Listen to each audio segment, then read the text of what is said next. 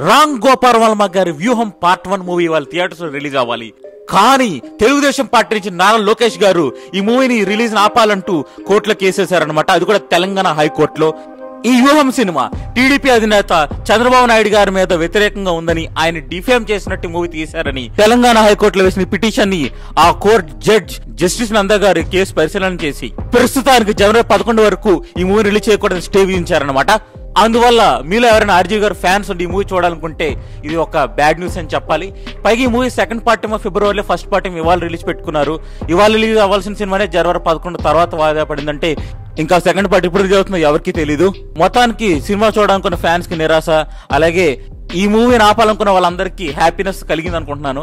But my dear friends, ఇక్కడ మీరు గమనించాల్సిన ఒకటి ఉంది. ఆర్జీ గారి సినిమాని ఆపేసాం కదా అని అందరూ ఆనందపడతారేమో, కానీ ఆర్జీ గారికి కావాల్సింది అదే. ఆయనకు కావాల్సింది పబ్లిసిటీ. ఈ మూవీని కాంట్రవర్సీ చెయ్యాలి, తన గురించి, తను తీసిన సినిమాల గురించి జనాలందరూ మాట్లాడుకోవాలి అంటే పబ్లిక్ తనకు రిలవెన్స్ కావాలి. ఇప్పుడు ఫర్ ఎగ్జాంపుల్ ఈ వ్యూహం అనే సినిమాకి ఒక 100 మంది వెళ్దాం అనుకున్నారు అనుకోండి ఫర్ ఎగ్జాంపుల్. ఇప్పుడు ఈ మూవీ వాయిదా పడింది. ఇదేంట్రా ఒక మూవీ వాయిదా పడింది, ఏకంగా తెలంగాణ హైకోర్టులోనే స్టే విధించారు అంటే ఈ మూవీలో ఏముంది, ఈ మూవీలో ఎందుకంత రూమర్ ఉంది, ఈ మూవీలో ఏం కాంట్రవర్సీ ఉంది, అసలు ఈ మూవీలో ఏం చూపించాలనుకుంటున్నారు, ఈ మూవీలో ఏం తీశారు, ఈ క్యూరియాసిటీ, ఈ న్యూస్ స్ప్రెడ్ అయ్యి ఇంకా జనాలకి ఈ సినిమా చూడాలని క్యూరియాసిటీ పెరిగి 100 మంది చూడాల్సిన చోట 1000 మంది చూస్తారండి. సో ఆర్జీ గారు కావాల్సింది అదే. ఆయన అనుకున్నది నెరవేరిందని నేనైతే అనుకుంటున్నాను.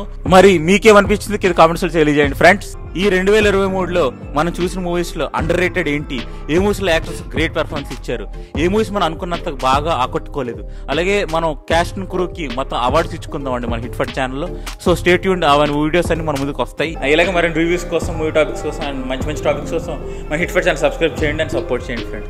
Thank you all. హిట్ ఫట్.